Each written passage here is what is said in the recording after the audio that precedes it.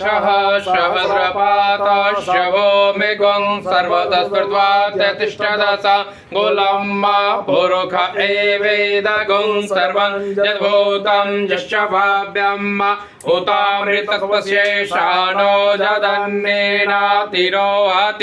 एतावानश्च महिमातो जायांश्च पूरुकः पादोषे भूतानि त्रिपादशामृतं दिवि त्रिपादोर्ध उदयत्पुरुषः पादोषेह भवत् पुनः ततो विखण्डकमशासन नशने अवेततो विराडज यद्विराजो अधिपौरुषः सजातो अत्यर्चत पश्चात् भूरिमभो पुरः तस्मात् ज्ञात् सर्वभूतः संहृतं प्रकदाज्यं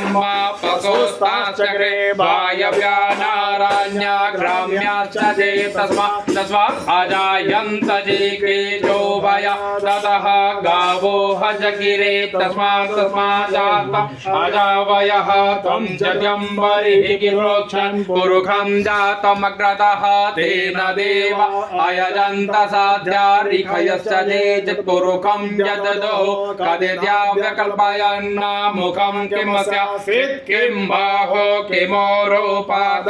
उचैते ब्राह्मणोऽस्य मुखमासीत् बाहो राजन्यः कृतः ओरो तदस्यद्वैस्यः पद्भ्याङ्गुं श्रोत्रो अजायतः चन्द्रमा मनसो जासचक्षोः सौर्यो अजायतः श्रोत्राद्वायुष्यप्राणश्च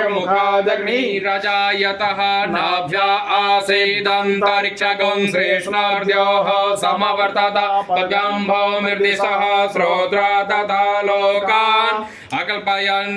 यत्पुरुषेण हविखा देवा जगमतन्वत वसन्तोषासीदाज्यं ग्रीष्मइदमः शरदविः सप्तास्यासन् परिधयश्रीः सप्तसमितः कृताः देवा जगन्तत्वान अवधनन् पुरुषं पशुं माजने न जगमयजन्त देवस्तानि धर्माणि प्रथमान्य सन्नः इहनाकं महिमानः सजन्त्र यद पूर्वे साध्याः सन्ति देवाः।